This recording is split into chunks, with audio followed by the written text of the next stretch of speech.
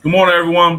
It's Lindsay Ellison back in the building with another SPS Monday Motivation Holiday Edition. That's right, the day before Christmas Eve. It's going to be here, and then we're into 2025. We're ready. We're going to be okay. Hey, I hope everyone's having a good time. I know many people are off work, off the schedule. Some people run out to that last minute shopping. I don't got to do no shopping. I just got to wrap some gifts, but it's cool, though. So with that being said, guys, let's get right to it. What is today's Monday Motivation? I always talk about pulling from the headlines of my personal life. And there's a little mix in between where being aware of people's tone kind of came to my attention. But I remember being in basketball practice with Jeremy Fears. Shout out to him. He had a career high the other night, as well as Cohen Carr. Oh my God, Cohen jump out the gym Carr. But Jeremy has always been the floor general, as his name goes. And we were talking about tone. And Jeremy is really going to be our professional that we can focus on, who's going to give us a professional definition of tone within the context that I want us to discuss, and then we can kind of reflect back on that. But let's hear what he had to say in practice a few days ago. For me. Yeah, that's it. Going back to you being very vocal, just my thought is being in practice lately, you've always been vocal, but I've been keen to hear your voice a little bit taller amongst everyone else, if that makes any sense. Has there been an emphasis on you being more verbal and vocal with your leadership? A little bit, because, obviously Coach wanted me to kind of lead the guys, be a little demanding, and also, help people get in spots. And obviously... Sometimes help take an encouraging word, huh? Yeah, so got to make sure that, sometimes I got to the tone maybe, just so we can, snap in or be fully focused, just so they know that I'm trying to help them and get to whatever we need to get to quicker. Right. Now I want to put my sports psychology hat on, and also a corporate leadership question. Tone can be really misinterpreted in the world, in relationships and all things. How can tone be effective, even though it may be a little different when you use it? How do you manage tone? Obviously, they're like, you got to watch your tone, talk to me like that. Sometimes it's time to, regular talk. And then sometimes when you need something to get done, or you need trying to help someone be in a better position, you may have to raise your voice just a little.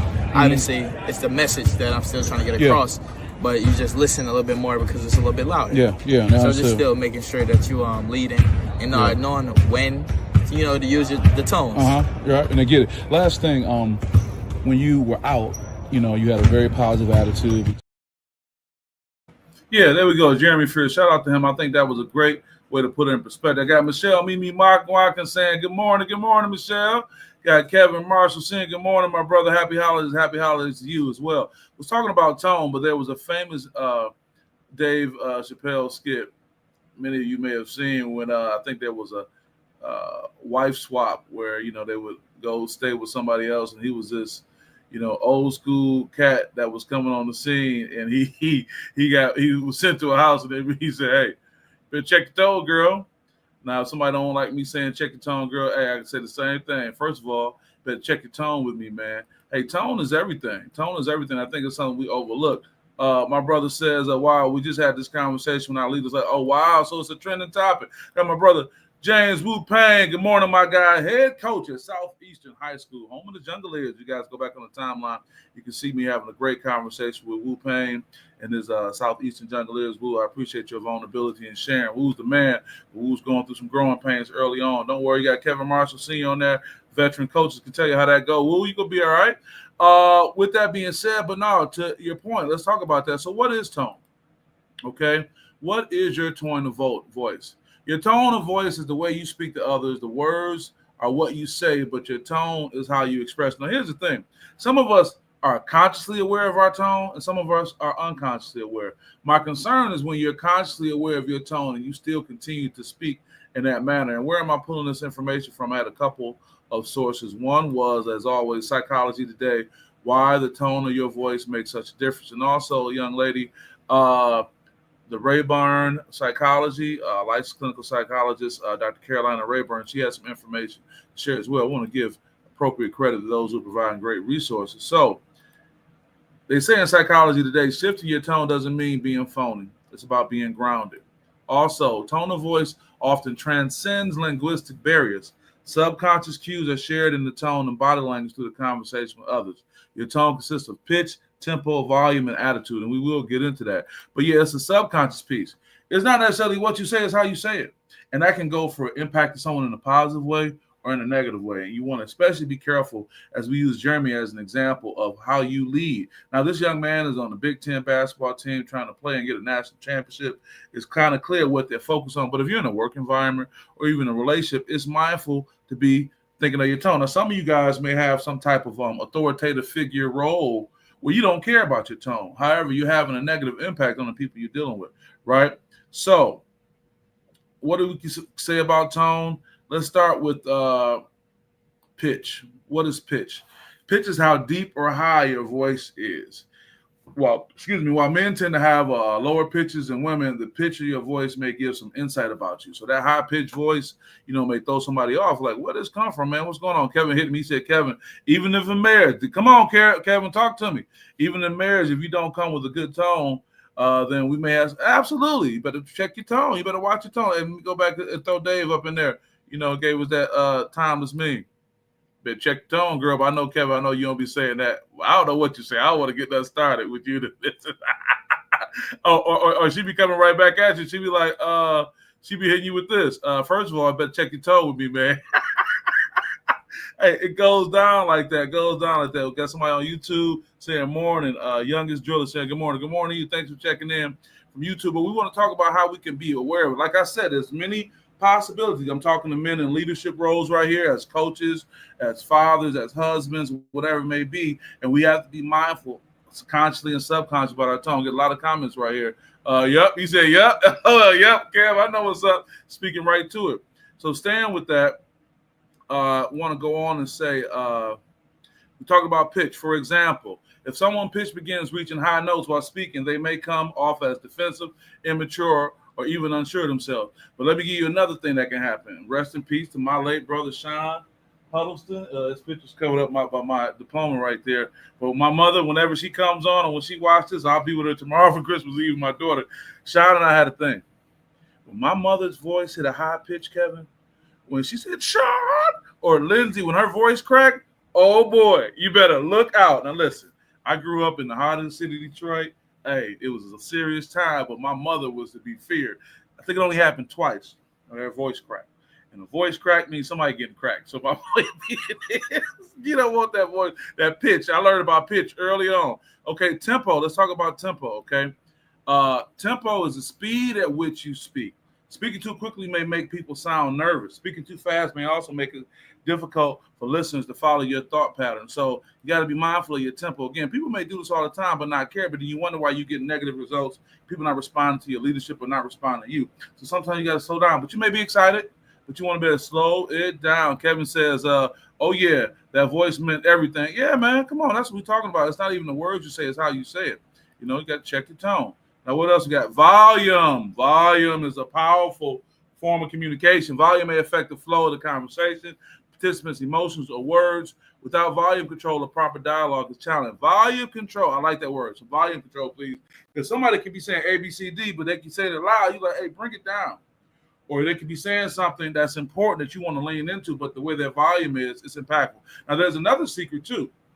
Sometimes you can lower your volume to allow people to lean in a little bit more, pay a little bit more attention. You try and get people's attention and want them to pay a little bit more attention to what you're doing. Lower your volume a little bit, and they have to lean in. That's another one. And then attitude. Attitude is the foundation of what you say. It affects pitch, tempo, and volume differently. Often attitude is a conscious decision, but it's sometimes in the subconscious. So you can call yourself being upset or angry with somebody, and I'm going to go talk to them, not knowing that that's written all over you. And you may think because you're not using certain words, you think you're managing something, it's coming all out. And some people are, I'll go say most people are horrible at that. You're not in a position where you're in a position to talk because you can't hide your feelings through your body language and your tone. So it's not a good idea for you to communicate at that time because you can't hide it, though you may think, or you may not care. And I worry about people not caring because what happens when you don't care, there can be some negative results. So what are some strategies to help you improve your tone of voice if you want to help improve that? SPS is all about solutions. You got to vary the pitch. You got to be conscious of that. Vary the pitch of your voice. If your voice gets pitchy, you got to make sure you're conscious of that so it's not just high-pitched voice, which I could have told my mother that wasn't going to stop what she was going to do after that voice went high. Then you got to slow down. We were just talking about that. You may be upset. You may need to take a deep breath. You may need to kind of fall back a little bit. Or it may not even be an emotional thing. You may be excited. in a good way. Oh, I'm so excited. Hey, you got to slow down. You got to be mindful of that too. All right. Also, use appropriate volume control. VC, baby.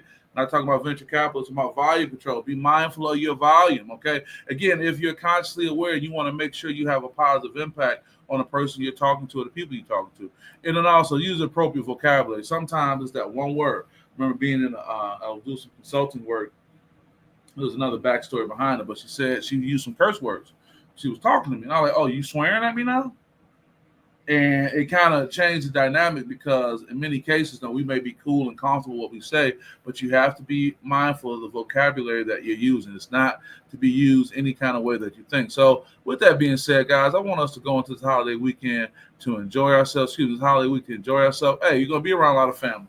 You'll be around people, a lot of good things to talk about, but you want to be mindful and you want to check your tone because unless you're Jeremy Fears, you're playing for a national championship in the very near future with all hopes that that's the case, you don't need to be out here talking crazy to people. And if you are, you need to be mindful of it. And if you think you can because of your title, because of your position in a relationship, I think that's something that you're taking for granted. You can lose out. Brother Kevin Marshall comes on and say, even as a coach today, these can't handle the loud tones anymore. I have to change it up all the time. He said, yeah, man, come on. That fire and brimstone is really much more difficult. You want to think about coaching on the high school, collegiate level, whatever it may be. Athletes don't necessarily respond. I'll never forget. I was doing work with Section High School years ago when I first started with my sports psychology work. Shout out to Dan Bogan, the principal over there. He was the head football coach at the time, and I was spending time with the players. I'll never forget Cam. I forget Cam's last name. Cam was public safety with the Lansing Public Schools. I'm sure people know who he is. Good dude. I remember walking by him, talking to him. He said, Coach Huggs, I just appreciate you now. You're hollering at me. And he said it was such a genuine way. I get it. We can't expect everyone to respond to our tone the way that we were accustomed to. Because a lot of times we didn't really have a choice.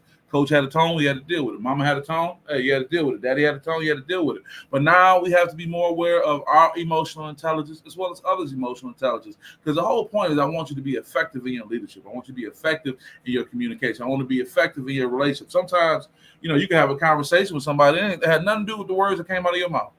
It's how you said it. It's your tone. So to really go back and give props to your boy Dave Chappelle, better check your tone, girl. Hey, first of all, better check your tone with me, man. But no, we all need to check our tone. If we are here communicating in the world and trying to have an impact or trying to be our authentic self, be mindful. Now, if your authentic self means you want to go in, you want to go hard, and you all about your tone be out of order, know that there's some repercussions that come with that. It may be losing the person. It may be not really gaining their respect. It may be something that work out in the end, so that may not be the best person for this. So with that being said, I hope that can be a nice nugget that can help you guys going into this holiday. Today is the 23rd, day before Christmas Eve. Boy, I'm just grateful as a man I can grow up and be there for my family, enjoy. But boy, I was a nervous kid around this time. What is it? 45 years ago, you know what I'm saying? But with that being said, guys, I want you guys to have a happy holiday. The next time we'll be getting together will be for the holiday extravaganza. Shout out to my guy Ty Negotiate over at North Farmington. We'll be over there for 3 days of games, 20 games that is. SPS will be in the building. So looking forward to a good thing. So you guys go ahead and get your day going. Enjoy this holiday time. I just want to wish everybody the best. And we'll see you guys soon. And check your tone. All right. Peace out.